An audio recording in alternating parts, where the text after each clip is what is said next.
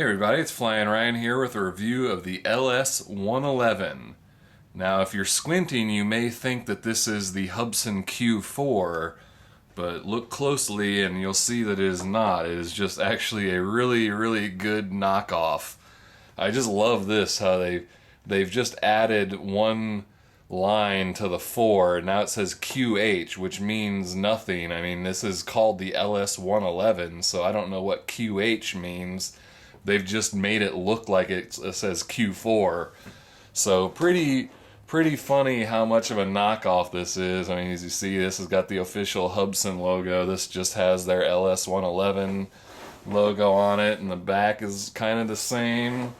And then there you've got your brand, so that's what LS is, Lian Sheng, I guess, and this is the official Hubsan. So otherwise, I mean, it's pretty much exactly the same. Obviously, this box is a little shorter, which I actually kind of like. This is sort of didn't need to be this big, so they made this a little more compact. And then this is kind of hard to find these days, and this is really easy to find. And I think this was only $25 or $30 or something, so pretty cheap. Let's go ahead and look at them here, and you can see the quads themselves are pretty much exactly the same. I mean, the canopy, all the cutouts are the same. The colors are slightly different, but I mean the frame shape is the same. So pretty much the same thing all around. The LS-111 does not use the Hubsan protocol though, so you can't fly it with the Hubsan Q or X4 transmitter or anything like that. But it's a really nice quad. Let's get the Hubsan out of the way here and let's talk about the LS-111 now. So we'll go ahead and open it up, and just like with the Hubsan one, you've got the transmitter and everything stashed inside the bottom here. One thing I liked about the Hubsan is that it had like a little closing compartment to hide everything in there. But since they trimmed this down, now the transmitter kind of has to go up in there a little bit, so they don't have the closing compartment, but there's still plenty of room for all the spare parts in the case there, and you've got your manual. So still pretty nice packaging. You got a USB charging cable and a spare set of props. Let's see, I think that's about it. What is that other little baggie in there? I think the props are just in their own baggie within this baggie. But you've got, your standard little nano transmitter. So, some people like that, some people don't. The sticks do come off, so you can use the 3D printed stick extensions that you can get for like the Proto X and whatnot. It has the traditional 100 milliamp hour battery like all the other nanos. It takes about 30 minutes to charge and about 4.5 minutes of flight. So pretty much the same as all the other nanos. But this flies really nice. It's actually really great flying quad, and it has an insanely fast yaw rate. I mean, just incredibly fast pitch and everything. I mean, at 100% rates, this thing moves. It is so fast, and on 100% rates, the yaw is just insane. I mean, the thing, it spins like, as fast as I could possibly spin it like this. I mean, it is just insane how fast this thing yaws. So I've had a lot of fun flying this thing around. It's actually a really cool quad.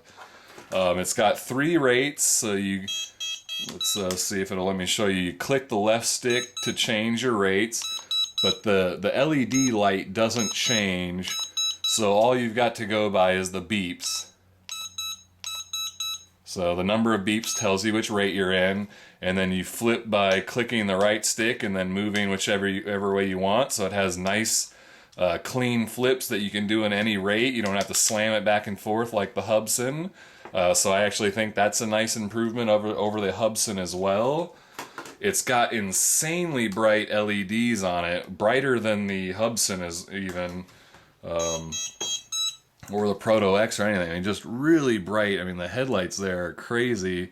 I mean, I've got bright lights in this room, and for them to show up that well in this lighting is pretty impressive. But yeah, just really bright LEDs on it. Let's see, is there anything else to say?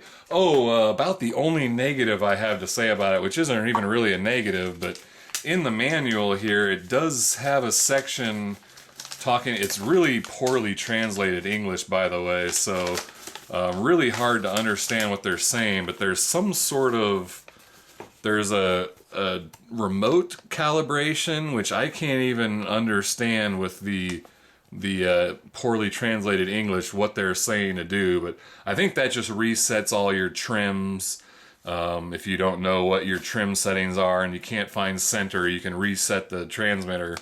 But it says for the accelerometer calibration that you do the right stick in the right position and then move, or the left stick in the right position, then move the right stick left and right really fast, which is the the standard Hubsan method, down to the right, move your right stick back and forth.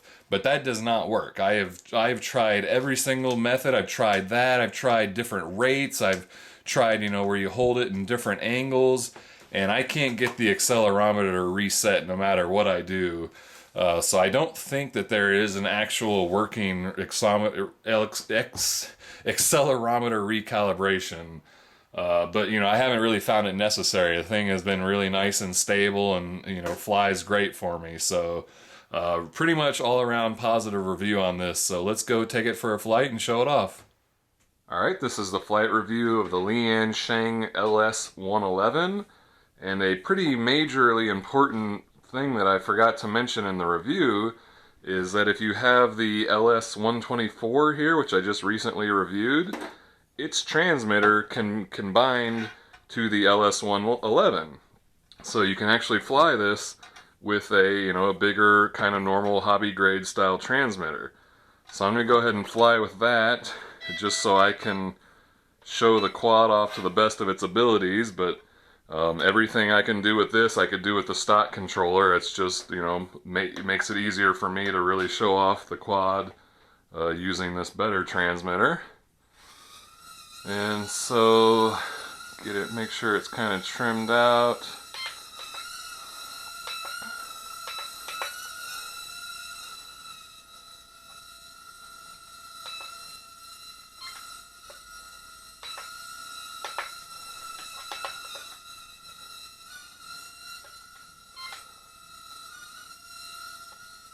Alright, I think that's good enough.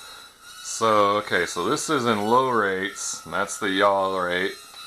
There's middle rates, and now check this out on 100%. Look at that yaw rate. Oh my gosh. Oh my gosh. It's out of control. Here, let me get it back in the center of the room. So yeah, 100% yaw rates on this thing are insane. I mean, look at the pitch. Look how, oh my gosh, it's so fast. Thing is crazy fast.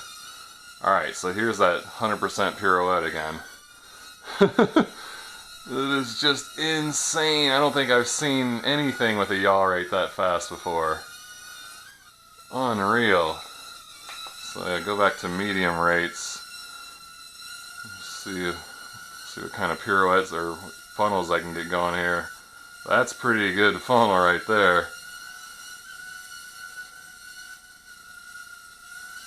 Wow, this thing is crazy. And this is, this is in medium rates again. I'm not even at 100%. I mean, this thing is just so fast. It is crazy. Oh my gosh. Wow. So fast. Definitely the fastest nano I've flown. I mean, this thing could get out of your sight outdoors before you even knew it. Alright, let's take it in for a landing. Let's go back to low rates. Now let's see what these crazy bright LEDs look like in the dark. So very, very bright LEDs. You could definitely fly this thing at night. Those front blue LEDs, especially with the headlights there, man, you can see those things from a mile away. I mean, it's even like lighting up the ceiling and lighting up the whole room a little bit. I don't know if that'll show up on video so well, but I mean, I can almost see everything in this room right now.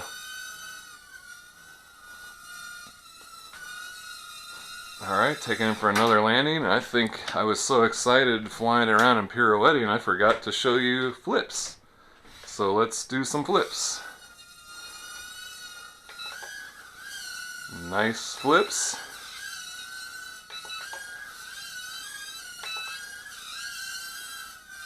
Good fast flips, good to recover. So this thing is pretty awesome. This definitely gets a thumbs up from me, no doubt about it. This thing is one of my favorite nanos. So here, that's low rate funnel right there. And that's full stick input, so and it's balanced out pretty good between yaw and pitch. You just slam the sticks and it keeps a nice centered funnel. Alright, let's take it in for another landing.